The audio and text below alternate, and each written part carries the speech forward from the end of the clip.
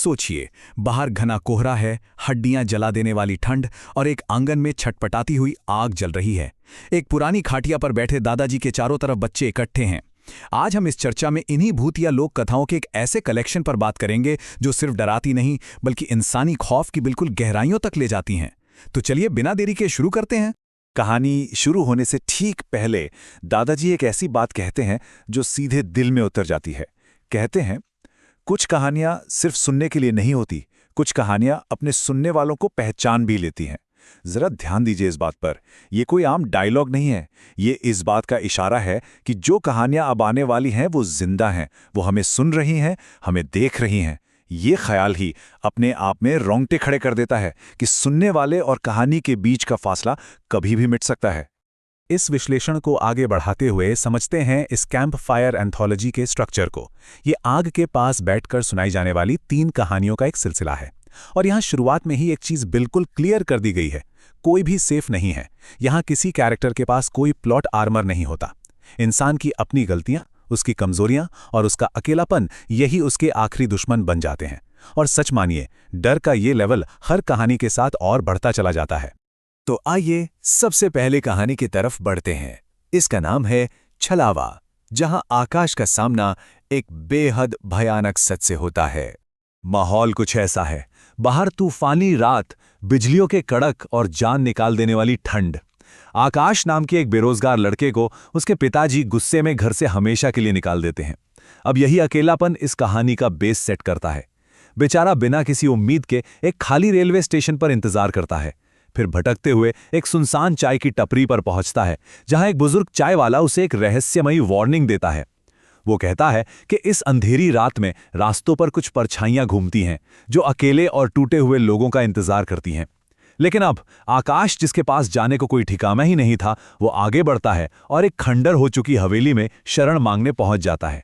उस पुरानी बिल्कुल खामोश हवेली में आकाश की मुलाकात एक अकेली औरत से होती है। वो उसे अंदर बुलाती है और एक चाय का कप थमाते हुए अचानक कहती है, ये बारिश कभी नहीं रुकती। चाय का स्वाद बहुत अजीब और कड़वा था।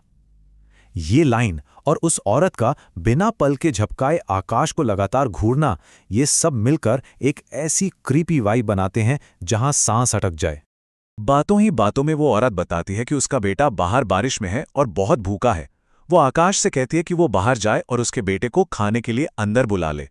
अब यहां टेंशन अपने पीक पर आ जाती है। जब आकाश उस भारी बारिश और सन्नाटे के बीच हवेली के पिछले आंगन में कदम रखता है, तो सवाल ये उठता है कि उस अंधेरे आंगन में आखिर इंतजार किस चीज का हो रहा था। जो नजारा वहां था वो होश उड़ा देने वाला था। जमीन पर इंसानों की लाशें बिखरी पड़ी थीं, हाथ पैर जिस्म से अलग थे, और उन कटे हुए अंगों के ठीक पास एक भयानक राक्षसी सी परछाई झुकी हुई थी। उसकी आंखें खून की तरह लाल थीं, कान फटे हुए थे, और उसके पैर, वो तो किसी इंसान के हो ही नहीं सकते थे। ये इस कहानी का सबसे डरावना जंप स्केयर मोमेंट था। और तभी पीछे से उस औरत की भारी हुई आवाज आती है, पर अब वो औरत अपने असली रूप में आ चुकी थी, एक असली छलावा।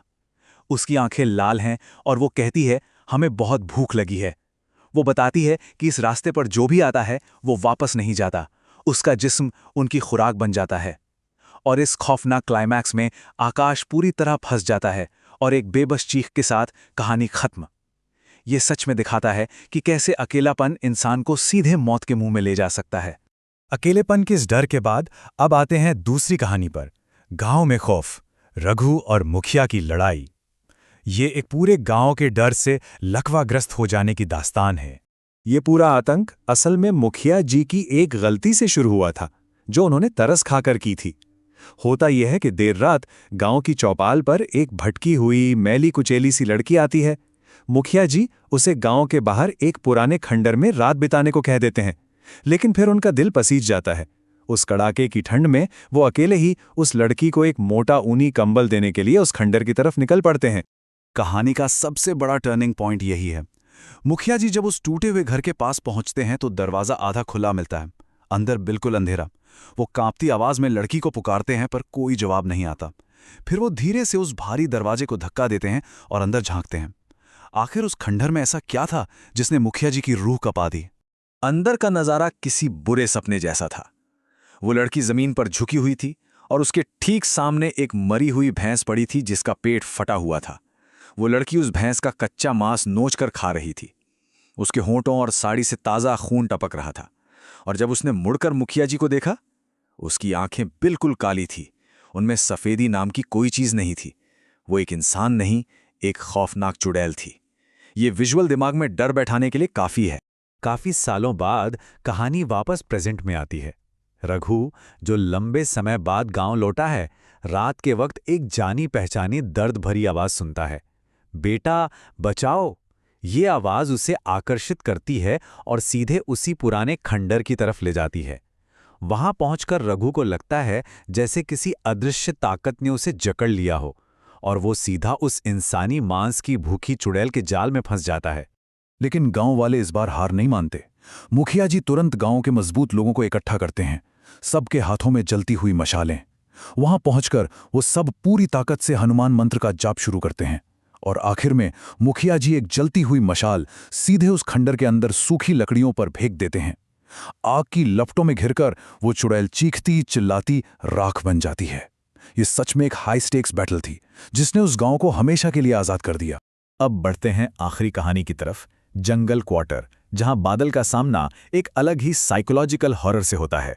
ये किस्सा एक सुनसान, बर्फीले और बिल्कुल अंधेरे गांव बिशमपुर का है। नया फॉरेस्टर बादल अभी अभी वहां आया है। कड़ाके की ठंड में उसे एक रास्ते पर उतार दिया जाता है और एक बुजुर्ग हरीराम उसे गांव के किनारे जंगल से सटे एक सीलन भरे क्वार्टर तक छोड़ने आता है। जाते जाते हरीराम एक बहुत सख्त वार्निंग देकर जाता है कि चाहे कोई नाम पुकारे या रोने की आवाज आए, दरवाजा मत खोलना। अब बादल बिल्कुल अकेला था और तभी दरवाजे के बाहर भारी कदमों की आवाज आती है जो ठीक चौखट पर आकर रुक जाती है। दरवाजे पर एक हल्की सी दस्तक होती है और बाहर से एक दबी हुई आवाज आती है, साहब मैं हूं हरीराम। आवाज कहती है कि उसकी लालटेन बुझ गई है और उसे माचिस की जरूरत है।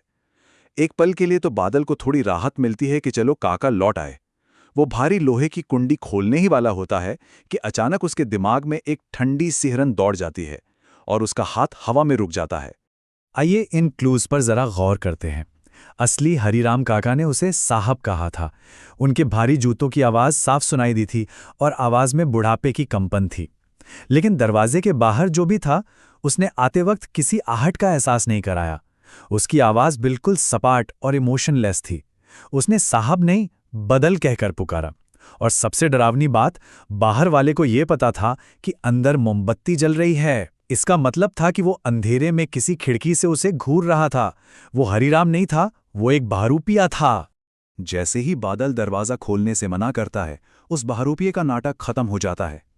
अचानक दरवाजा बड़ी बेरहमी से हिलने लगता है, पुराने कब्जे चरमराने लगते हैं और फिर एक खौफनाक आवाज गूंजती है, बादल खोल दे, जंगल बुला रहा है।